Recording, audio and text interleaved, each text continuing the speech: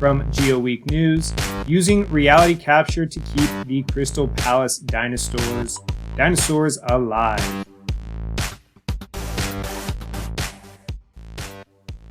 So in London, a similar project has been underway for the last few months to create accurate 3D digital models of the famous Crystal Palace dinosaurs. We can see kind of an image here of these Crystal Palace dinosaur sculptures.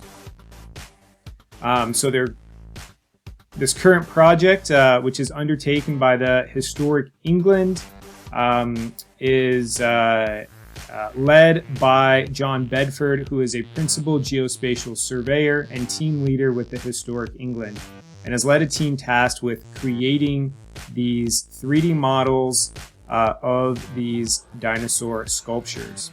So what are these Crystal Palace dinosaurs? Well, the dinosaurs, while scientifically inaccurate, are certainly historically significant as what are believed to be the first ever life-size models of extinct animals. It was commissioned in 1852, and the dinosaurs were sculpted by Benjamin Waterhouse Hawkins to accompany the Crystal Palace after it was moved from the Great Exhibition in Hyde Park to Crystal Palace Park in Bromley, a borough outside of London. So while not real dinosaurs, they are sculptures here that are actually life-size. Goes on to say that, not all of these sculptures are dinosaurs, but they are prehistoric mammals.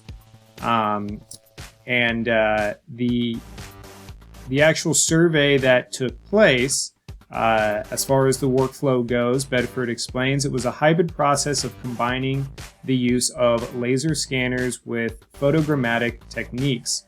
So essentially what they set out to do was capture these point clouds and images of each of their sculptures so that they could create these 3D models out of them. So creating that reality capture, or that kind of 3D mesh. And so how are these models going to then be used? The purpose of these models largely falls into two buckets: conservation of the edutainment, so I guess some education and entertainment. On the former point, it's similar to the myriad of other restoration and conservation projects around the world. These models provide an accurate digital record of the individual structures, which are used to plan and execute on restoring them to their original state. So capturing these kind of 3D models here, and then looking at degradation and how they may restore these different sculptures over time. So here's kind of an example of one that they've created, which is pretty cool, using that imagery and point cloud. Beyond the conservation piece, these models have also been released publicly, so anyone around the world can interactively view them. Each of the structures models are housed on Sketchfab and can be accessed here. So if you're interested in taking a look at what they've put together, you can access the 3D models via this website and this link down here.